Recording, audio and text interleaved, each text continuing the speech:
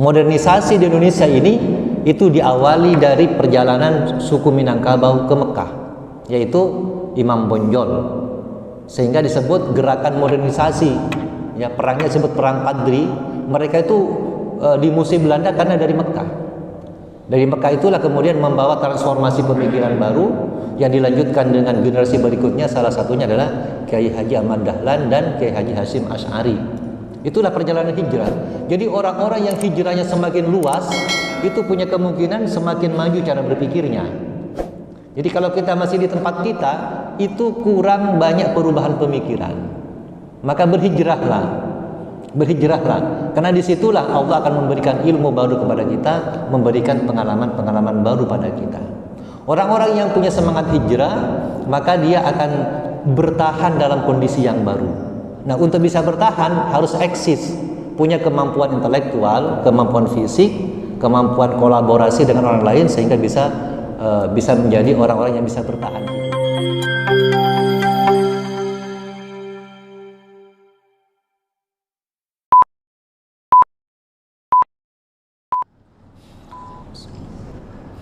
Assalamualaikum warahmatullahi wabarakatuh.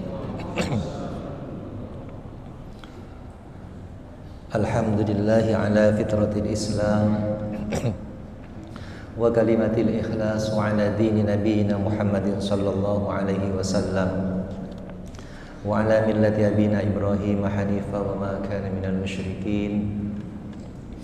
Asyhadu an la ilaha illallah wahdahu la syarika lah wa asyhadu anna Muhammadan abduhu wa rasuluh.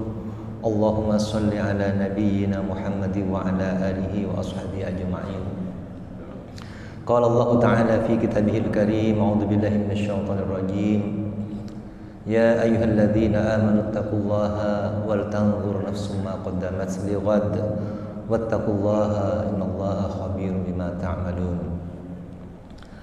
Ayyuhal hadirun, bapak-bapak, ibu-ibu, saudara-saudara rahimakumullah. Kembali kita bersyukur kepada Allah Subhanahu wa taala. Pada pagi hari ini kita diberi nikmat iman dan Islam, nikmat sehat dan sempat, sehingga kita bisa istiqomah dalam kebaikan, dalam ketaatan kepada Allah Subhanahu wa taala, sehingga kita masih bisa duduk di masjid ini, bisa ruku dan sujud. Mudah-mudahan ini merupakan nilai-nilai kebaikan yang senantiasa berada dalam diri kita, dalam hati kita, sebagai bekal menuju Allah Subhanahu wa taala. Salawat dan salam semoga tetap tercurah kepada Rasulullah Muhammad sallallahu alaihi wasallam, juga seluruh keluarga, para sahabat dan seluruh pengikutnya. Mudah-mudahan kita termasuk umatnya yang istiqomah dalam menegakkan sunnah-sunnahnya. Hadirin rahimakumullah. Salah satu nikmat yang Allah berikan pada kita adalah nikmat waktu. Waktu ini adalah pertanda kehidupan, dan salah satu waktu yang Allah berikan pada kita adalah pergantian waktu dari bulan ke bulan, dari tahun ke tahun. Dan topik kita, bahkan mungkin topik hampir di semua masjid, yaitu tentang hijrah pada saat ini, yang sangat fenomenal, yang perjuangannya itu berpayah-payah, yang Rasulullah SAW laksanakan, dan hampir seluruh nabi itu melakukan hijrah. Hijrah itu kan berpindah tempat. Bahkan hijrah ini menjadi karakter kehidupan. Sering saya sampaikan bahwa bukan hanya manusia yang hijrah, binatang pun hijrah. Ada sekelompok burung yang pindah secara massal pada waktu-waktu tertentu, pada musim-musim tertentu. Ada sekelompok binatang, misalnya kijang, misalnya beruang, itu mengalami hijrah secara sunnatullah. Naluri mereka itu, mereka tidak pernah berpikir berembuk, rapat dan semacamnya untuk hijrah. Tapi ini karakter ya, sunnatullah, hukum alam yang Allah berikan pada mereka, bahwa mereka itu harus hijrah. Kenapa? Hijrah itu sebuah aktivitas untuk mempertahankan kehidupan. Jadi binatang itu juga punya karakter ghorisatul baqa, insting untuk bertahan hidup. Maka salah satu cara mereka bertahan hidup itu adalah dengan hijrah. Mungkin ini berkaitan dengan kondisi alam, musim-musim tertentu. Ketika musim A di sini, musim panas misalnya, binatang ini tidak akan bisa bertahan di tempat itu, maka dia secara massal melakukan hijrah. Nah, binatang pun hijrah, apalagi manusia, bahkan para nabi. Dan hijrah yang sangat besar adalah hijrahnya Nabiullah Adam dengan ibunda Hawa dari surga ke bumi. Nah, itu termasuk hijrah yang sangat fenomenal, dan dari situlah perjalanan kehidupan manusia itu berjalan. Sebagaimana juga ketika Allah Subhanahu wa taala menciptakan Nabi Adam, Allah berfirman, "Ya ayuhan nas, inna khalaqnakum min dzakari wa unsa wa ja'alnakum syu'uban wa qabaila lita'arafu, inna akramakum indallahi atqakum." Ketika beliau bertemu Nabi Adam dengan ibunda Hawa di Jabal Rahmah. Jadi beliau itu bertemu dengan ibunda Hawa itu sekitar 40 tahun. Ketika diturunkan dari surga ke bumi, terpisah selama 40 tahun. Jadi perjalanan hijrah itu memang berpayah-payah, bersusah-susah untuk mencapai sebuah kesempurnaan. Maka bertemunya kemudian di Jabal Rahmah, yang sampai sekarang menjadi salah satu situs yang sangat dirindukan oleh kaum muslimin seluruh dunia, di Jabal Rahmah. Dan disitulah Jabal Rahmah ini termasuk salah satu bukit yang ada di padang Arafah. Nah, itulah akhirnya apa? Dari situ perjalanan hijrah terus berjalan sampai beliau diperkirakan mempunyai anak keturunan sampai 100.000 orang, anak cucunya, baru beliau dipanggil oleh Allah Subhanahu wa taala Nabi Adam. Kemudian dari anak cucu itu kemudian terjadilah bersuku-suku, berbangsa-bangsa. Suku bangsa ini muncul karena adanya hijrah, adanya perjalanan. Bumi Allah yang luas ini mereka tapaki, dari situlah kemudian muncul ras-ras di dunia. Jadi manusia itu kelompok terbesarnya adalah ras. Ras ini perbedaan manusia berdasarkan kondisi fisik, khususnya adalah warna kulit. Dari orang yang sama, Nabi Adam dan ibunda Hawa, dari situ muncul beberapa ras di dunia. Kalau di Eropa namanya ras Kaukasoid. Ras Kaukasoid ini berkulit agak kemerah-merahan. Kemudian dari situ muncul subras. Jadi ada ras-ras yang lebih kecil lagi. Yang di bagian utara namanya ras Nordik. Ini biasanya rambutnya putih rambutnya. Di negara Finlandia, Norwegia itu. Kemudian agak ke selatan di Eropa Barat misalnya, ras Mediterania itu rambutnya pirang, mulai pirang ya. Ada perbedaan padahal dari unsur yang sama. Kenapa? Karena gen itu mempunyai sifat-sifat yang bermacam-macam. Gen yang paling kuat yang muncul. Jadi dari satu orang, dua orang, ibunda Hawa dan ayah anda Adam ini, maka kemudian muncul bermacam-macam. Kemudian dari situ ke paling selatan lagi yaitu ras Latin, yaitu Eropa Selatan, yang rambutnya sudah menghitam seperti orang-orang Spanyol, orang-orang Portugal, nah, itu di bagian selatan. Itu subras dari Kaukasoid. Sementara ras terbesar adalah ras Mongoloid. Dari Mongoloid ini kemudian bermacam-macam subras. Yang paling besar adalah Asia Mongoloid, ras dari bangsa Tiongkok. Ini jumlahnya terbesar di dunia. Diperkirakan sekarang orang-orang Tiongkok itu lebih dari mungkin 1,4 miliar jumlahnya. 1,4 miliar kira-kira. Beberapa bulan lalu masih 1,2 miliar. Jumlahnya sangat besar dan dominan di seluruh dunia. Bahkan diperkirakan nanti bangsa Ya'juj dan Ma'juj itu dari golongan ras Asia Mongoloid ini. Kemudian pecahannya lagi adalah ini ras Melayu Mongoloid, ya, menjadi rata-rata itu di negara Indonesia, Malaysia dan Brunei Darussalam. Ini orang-orang Melayu yang kulitnya sawo matang dengan tradisi yang juga berbeda. Kemudian yang kadang-kadang tidak kita pikirkan, ternyata orang-orang Amerika, orang-orang Indian itu berasal dari Asia. Disebut dengan ras American Mongoloid. Orang-orang Indian itu keturunan Cina yang mengalami perjalanan melintasi Selat Bering di bagian utara sampai ke Alaska di Amerika Utara dan menempati benua Amerika. Itu ras-ras. Ada lagi ras Negroid di Afrika. Banyak sub-subnya dan sebagian itu ada di Indonesia bagian timur. Itu sub-sub bagian dari ras Negroid. Itulah perjalanan manusia bersuku-suku, berbangsa-bangsa. Lita'arofu, tujuannya dalam rangka untuk saling mengenal, membangun kesejahteraan, membangun kedamaian dunia.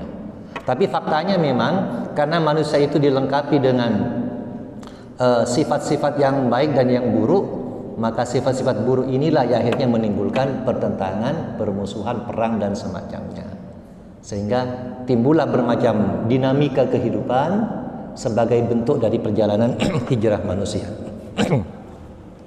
Hadirin rahimakumullah, kembali kepada hijrah, maka kita masuk ke negeri kita. Negeri kita ini adalah negeri yang penuh dengan perjalanan. Bangsa kita berasal dari negeri Yunan. Yunan ini di daerah Tibet. Tibet itu di dataran Cina yang rata-rata ketinggian tempatnya itu sampai sekitar 4.000 meter di atas permukaan laut. Sehingga negeri Tibet juga disebut negeri atap dunia. Atap dunia dari tingginya, ya. Maka mereka melakukan perjalanan. Bayangkan mereka itu negeri yang jauh dari laut bisa menyeberangi laut. Nah, ini karena semangat hijrah sampai ke negeri kita menjadi suku-suku dan bangsa-bangsa yang banyak. Bahkan ada yang mengatakan jumlah suku bangsa Indonesia itu bisa lebih 1.000 suku bangsa. Lebih 1.000. Bahkan di Papua saja itu bisa ada 250-an suku. Bukan hanya satu di Papua. Tanda dari suku itu adalah bahasa. Jadi tanda dari suku bangsa adalah bahasa. Berarti perbedaan bahasa itu menunjukkan perbedaan suku bangsa. Dan suku-suku ini nanti berkolaborasi, terjadi perkawinan silang yang memunculkan suku-suku baru. Ya, dan dinamis sekali. Sehingga hampir tidak bisa dikatakan penduduk asli itu hampir tidak ada. Penduduk asli itu hampir tidak ada. Kenapa? Karena semuanya adalah pendatang. Semuanya adalah pendatang. Mungkin dia pada turunan keberapa yang menempati pertama dikatakan suku asli, tapi juga sebenarnya adalah seorang pendatang karena dinamis dengan semangat berpindah ini. Bahkan orang-orang Madura pun itu kalau bapak-bapak, ibu-ibu datang ke sekitar Gunung Arjuna misalnya di Malang, itu ada perkampungan orang-orang Madura. Di Malang Selatan itu ada perkampungan orang-orang Madura. Bahkan di daerah Pujon itu, daerah Pujon di Malang itu setelah dari Batu itu ada perkampungan orang-orang Bangkalan di sana. Dengan bahasa-bahasa Madura. Bahkan di negeri Suriname di Amerika Latin itu ada perkampungan orang-orang Jawa. Orang Jawa. Dengan bahasa Jawa, nama-nama mereka nama-nama Jawa pada awalnya. Sekitar abad ke-19 awal itu orang-orang Belanda itu memindahkan mereka dari Jawa ke Suriname di Amerika Latin untuk dipekerjakan di perkebunan-perkebunan milik Belanda waktu itu. Terus bergulir demikian. Bahkan di Mekah pun banyak mukimin-mukimin dari Madura, terutama Bangkalan dan Sampang. Kalau yang Sumenep itu mungkin dari daerah Lempang itu menjadi mukimin di sana dan bahkan beranak pinak. Bahkan ada salah satu mukimin dari Kalimantan, kalau salah itu dari mana ya, Kalimantan mungkin, itu menjadi salah seorang imam ya yang pernah menjadi imam di Masjidil Haram sampai sekarang. Kalau salah itu Syekh Asal namanya, itu mungkin bisa dicek di internet, di YouTube. Itu keturunan Indonesia, bapak ibunya orang Indonesia, tapi dia lahir di Arab, lahir di Mekah. Itulah diantara perjalanan hijrah. Dan salah satu suku yang sangat fenomenal untuk hijrah adalah suku Minangkabau. Modernisasi di Indonesia ini itu diawali dari perjalanan suku Minangkabau ke Mekah, yaitu Imam Bonjol, sehingga disebut gerakan modernisasi. Ya, perangnya disebut perang Padri. Mereka itu di musim Belanda karena dari Mekah. Dari Mekah itulah kemudian membawa transformasi pemikiran baru yang dilanjutkan dengan generasi berikutnya. Salah satunya adalah Kiai Haji Ahmad Dahlan dan Kiai Haji Hasyim Asy'ari. Itulah perjalanan hijrah. Jadi orang-orang yang hijrahnya semakin luas itu punya kemungkinan semakin maju cara berpikirnya. Jadi kalau kita masih di tempat kita, itu kurang banyak perubahan pemikiran. Maka berhijrahlah. Karena disitulah Allah akan memberikan ilmu baru kepada kita, memberikan pengalaman-pengalaman baru pada kita. Orang-orang yang punya semangat hijrah, maka dia akan bertahan dalam kondisi yang baru. Nah, untuk bisa bertahan harus eksis, punya kemampuan intelektual, kemampuan fisik, kemampuan kolaborasi dengan orang lain sehingga bisa menjadi orang-orang yang bisa bertahan hidup. Salah di antara para pemimpin kita itu rata-rata adalah orang yang punya semangat hijrah yang tinggi. Hadirin rahimakumullah, kembali kepada hijrah, maka hijrah ini ada dua kategori. Yang pertama hijrah makaniyah, hijrah pindah tempat fisik, badan yang pindah.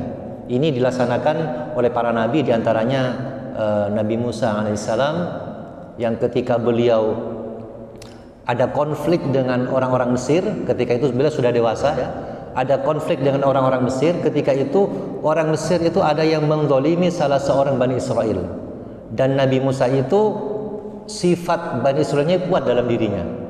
Jadi ketika melihat ada orang Bani Israel itu dizalimi oleh orang-orang Mesir, oleh salah seorang orang Mesir itu dipukul oleh Nabi Musa sehingga langsung mati.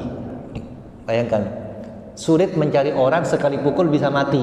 Berarti Nabi Musa ini punya kekuatan yang luar biasa. Sekali pukul langsung KO. Kemudian setelah itu beliau menjadi DPO, menjadi orang yang daftar pencarian orang oleh Fir'aun. Sehingga beliau itu melakukan hijrah dengan rasa takut untuk meninggalkan kota Mesir. Akhirnya pindah sampai ke Madian, dan disitulah beliau nikah. Kemudian beliau kembali lagi ke Mesir untuk berdakwah. Bayangkan bagaimana perjalanan hijrah beliau penuh dengan rasa ancaman, terancam.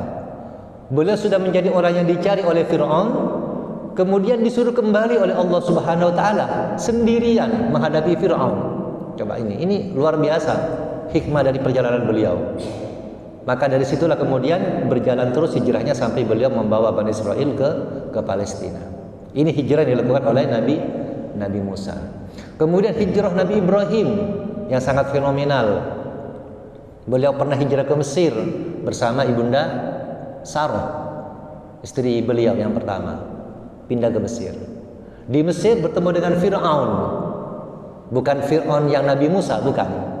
Tapi Fir'aun pada zaman Nabi Ibrahim. Karena Fir'aun itu bukan nama orang. Fir'aun itu adalah gelar raja bagi raja-raja Mesir. Kalau di tempat kita itu kan raja, pada zaman Hindu itu raja Kertanegara misalnya, raja. Di zaman ketika sudah Islam masuk berubah menjadi sultan misalnya. Kalau di Jepang itu kaisar, ya Kaisar Hirohito. Di Cina Kaisar Ming. Kalau di Persia itu Kisra. Kalau pernah dengar Raja Kisra, itu sebenarnya Kisra itu gelar raja untuk raja-raja di Persia pada zaman Rasulullah. Itu Kisra itu adalah raja di daerah Irak maupun Iran. Kalau di Mesir namanya Fir'aun. Maka ketika beliau bersama istrinya itu Sarah itu masuk ke Mesir, dihadang oleh penjaga, dan ternyata Fir'aun itu melihat kecantikan ibunda Sarah itu tertarik dan hanya untuk diambil. Ketika itu ditanya Nabi Ibrahim, kamu apanya perempuan ini? Kalau bilang suaminya, itu langsung dibunuh oleh Fir'aun. Maka beliau waktu itu berbohong. Ada sejarahnya bagaimana salah di antara kebohongan Nabi Ibrahim. Tapi bohongnya itu dalam situasi yang sangat genting karena nyawa. Beliau mengatakan, aku saudaranya. Dalam hati, aku saudara seiman. Tidak bohong sebenarnya. Seiman kan dengan sesama muslim, dengan istrinya itu. Maka tidak dibunuh. Kemudian Fir'aun ingin mengganggu, ingin menodai ibunda Sarah. Ternyata oleh Allah dibuat tidak berdaya. Sampai 3 kali, akhirnya apa? Akhirnya takluk Fir'aun ini. Akhirnya dilepasnya ibunda Sarah, dan Nabi Ibrahim diberi hadiah, yaitu seorang wanita yang bernama Hajar. Jadi ibunda Hajar itu orang dari Mesir. Ada yang mengatakan budak, tapi ada sumber lain mengatakan juga putri raja, bukan budak. Ketika dikatakan budak itu ada yang membuli Nabi Ismail, berarti Ismail itu keturunan Buddha gitu. Ada sumber lain mengatakan itu bukan Buddha, tapi adalah putri dari pembesar di Mesir. Itulah perjalanannya sampai kemudian dibawa ke Palestina. Kemudian ketika mulai hamil Ibunda Hajar itu ada kecemburuan dari Ibunda Sarah, dipindah ke Mekah. Demikian perjalanan luar biasa. Akhirnya muncul ritual ibadah haji. Nah, yang sebagai tonggak dari hijrah adalah perjalanan Rasulullah Shallallahu Alaihi Wasallam dari Mekah ke Madinah. Itulah tonggak, maka kemudian muncul penanggalan yang bernama tahun Hijriah. Berarti Hijriah ini atau perjalanan ini karakter kehidupan. Orang-orang yang akan mengalami perubahan-perubahan harus melakukan hijrah. Bapak-bapak jamaah masjid ini banyak dari Kangean. Itu diantara tradisi hijrah. Saya dari Sepudi. Saya usia sekitar 8 tahun hijrah dari Sepudi ke Sumeneb. Sekolah kelas 2 SD di Sumeneb, orang tua di Sepudi, bapak ibu di Sepudi, kadang-kadang ke Sumeneb, saya bersama kakak-kakak. Di situ kemudian terlatih kan untuk bisa mandiri, bisa bertahan, menjauh dari orang tua dalam usia kecil. Itu akan menguatkan kita, cara Allah untuk menguatkan kita dengan cara hijrah. Kita berkenal dengan budaya yang berbeda. Orang pulau yang mungkin kolot, sangat tidak maju, harus berkenalan dengan orang-orang kota. Dan itu perlu daya tahan yang kuat, sehingga kita tidak layak untuk dibuli. Kalau lemah dibuli, lemah mental terutama. Tapi kalau kita bisa mengambil pelajaran dari situ, bisa beradaptasi, maka kita bisa bergaul dengan normal, dengan orang-orang baru. Sebenarnya orang dibuli itu orang itu memberi kesempatan kepada orang lain untuk membulinya. Dia pantas dibuli kadang-kadang karena kelemahannya. Maka jangan lemah. Karena kalau lemah, maka ada celah untuk dibuli oleh orang lain. Maka kita kuatkan anak-anak kita agar menjadi pribadi-pribadi yang tangguh. Hadirin rahimakumullah, itu hijrah makaniyah, hijrah tempat. Insya Allah kita semua ini telah melakukan hijrah tempat, walaupun dalam satu kota. Yang kedua, hadirin rahimakumullah, adalah hijrah maknawiyah. Hijrah maknawiyah ini perpindahan transformasi batin, istilahnya transformasi jiwa, perubahan jiwa. Ini yang tidak bisa terlepas dari kita. Ketika seorang mengalami hijrah makaniyah, di situ pun akan terjadi hijrah maknawiyah. Orang yang hijrah maknawiyah belum tentu hijrah makaniyah. Tapi orang yang hijrah makani, hijrah tempat, itu pasti akan mengalami hijrah maknawiyah, hijrah jiwa. Karena dia akan mencari sesuatu yang baru di situ. Hijrah jiwa ini ada 4 macam. Yang pertama, hijrah i'tiqadiyah, hijrah keyakinan. Minadz dzulumati ilan nur. Hijrah dari kegelapan menuju cahaya. Dari kekafiran menuju Islam. Dari bid'ah menuju sunnah. Nah, ini banyak saudara-saudara kita pembenci sunnah akhirnya menjadi penegak sunnah. Banyak orang-orang kafir yang membenci Islam, ya, ternyata memeluk agama Islam. Itulah diantara taufik dari Allah Subhanahu Wa Taala. Bagaimana bencinya Umar bin Khattab yang pernah membunuh anaknya kemudian hijrah. Nah, ini namanya hijrah i'tiqadiyah. Bagaimana salah seorang yang membuat karikatur Rasulullah di Inggris, di Belanda, itu masuk Islam itu. Bayangkan bagaimana Allah membalik hatinya. Hijrah i'tiqadiyah. Bagaimana orang-orang di Amerika Serikat ketika peristiwa ditabraknya 2 menara kembar itu ternyata Islam langsung dibully, ya, dipersalahkan, walaupun ditemukan dokumen baru bahwa ternyata pesawat itu bukan kelakuan Usama bin Laden, tapi memang rencana dari pemerintah Amerika Serikat. Tidak mungkin Usama itu punya rencana sebesar itu. Ditemukan dokumen yang baru begitu.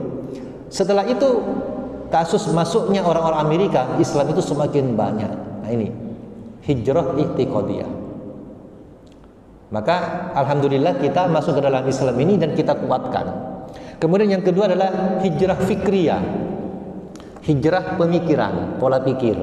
Nah, ini yang sangat penting bagi kita. Fikrah ini menjadi landasan dalam kehidupan kita. Maka kita sambungkan fikrah kita ini dengan dinul Islam. Bagaimana kita berpikir secara Islami sehingga dari pikiran itu muncul perilaku-perilaku yang menjadi karakter kehidupan kita. Insya Allah kita banyak melakukan ini dengan cara apa? Dengan cara meningkatkan kompetensi cara berpikir kita. Di antaranya dengan literasi, dengan banyak membaca. Ya, membaca itu bukan hanya baca buku, tapi membaca kehidupan, membaca fenomena, membaca pengalaman-pengalaman kita. Tapi membaca buku itu inti dari literasi. Minimal kita membaca Al-Quran. Nah, itu kan literasi sebenarnya. Semakin kuat literasi kita, akan semakin luas pemahaman kita tentang kehidupan ini. Orang-orang tokoh-tokoh besar itu perpustakaannya banyak. Misalnya diantaranya Bapak Zawawi Imron, itu punya perpustakaan pribadi. Bapak Fadli Zon ya, dari Gerindra itu punya perpustakaan pribadi di rumahnya. Jadi perabot orang-orang hebat itu buku, bukan pecah belah, bukan jenis-jenis piring, bukan, tapi adalah buku ya, sebagai perabotnya. Kalau bapak-bapak datang ke toko-toko besar, di rumahnya itu pasti buku yang berderet. Saya pernah datang ke Ustadz Yusriansah di Malang, tokoh muslim di sana, itu dindingnya itu tinggi, Pak, itu buku semua, itu buku di ruang tamunya, buku semua. Nah, itu diantara kekuatan literasinya. Nah, ini akan melakukan transformasi cara berpikir sehingga berpikirnya menjadi setingkat lebih tinggi dari umumnya manusia yang lain. Alhamdulillah bapak-bapak ibu-ibu ini ahli masjid. Di masjid setiap saat banyak kegiatan pengajian yang menambah hasanah keilmuan kita. Sehingga cara berpikir kita itu menjadi baik dan hidup menjadi lebih terarah. Karena kita jelas punya tujuan, yaitu mencapai surga Allah Subhanahu wa Ta'ala dengan ilmu, meningkatkan kompetensi pemahaman kita kepada agama. Kemudian yang ketiga adalah hijrah syuuriyah. Hijrah syuuriyah itu hijrah penampilan. Nah, Islam punya karakter penampilan ya. Mulai dari pakaian kita untuk ibu-ibu itu jelas. Beda orang pengajian itu dengan yang bukan pengajian, cara berkerudungnya beda. Walaupun berkerudung, kalau bukan ahli pengajian sangat berbeda kerudungnya. Celana beda sekali. Nah, itu namanya penampilan. Bapak-bapak ini cara berpakaian beda dengan orang-orang yang jauh dari karakter agama. Itu. Jadi kita mulai hijrah dari segi penampilan. Yang penting karena Allah SWT, bukan karena gengsi, bukan, tapi dalam rangka meningkatkan semangat beragama. Yang terakhir adalah hijrah sulukiyah. Suluk itu perbuatan. Nah, jadi ketika kita sudah i'tiqad kita bagus, kemudian cara berpikir kita bagus, penampilan bagus, tentunya nanti akan dibuktikan dengan perilaku kita yang islami. Mulai dari interaksi kita dengan keluarga mulai tenang, mulai baik, dengan anak juga begitu ya. Nah, ini kan hijrah perilaku kita. Adzan segera ke masjid, itu kan itu perilaku kita. Kemudian dengan tetangga lebih baik. Jadi itu buah dari keyakinan kita yang benar kepada agama ini, sehingga menimbulkan perilaku yang baik, sehingga muncul keharmonisan dalam berinteraksi dengan semua manusia. Bahkan dengan binatang pun tidak berani untuk mengganggu. Dengan binatang pun tidak berani kecuali secara syar'i. Ya. Nah, maka itulah bentuk dari hijrah secara sempurna, dan itu menjadi bekal kita menuju Allah Subhanahu wa Ta'ala. Demikian yang dapat saya sampaikan. Mudah-mudahan Allah Subhanahu wa Ta'ala dengan momentum hijriah ini akan memberikan semangat bagi kita untuk senantiasa bergerak terus. The power of mobile, kekuatan bergerak, the power of change, kekuatan perubahan. Karena gerak dan perubahan itu adalah karakter dari manusia untuk menjadi lebih baik sampai kita nanti husnul khotimah menghadap Allah Subhanahu wa Ta'ala. Amin ya rabbal alamin. Wa la'fu minkum. Subhanakallahumma wa bihamdika asyhadu an la ilaha illa anta astaghfiruka wa atubu ilaik. Wassalamualaikum warahmatullahi wabarakatuh.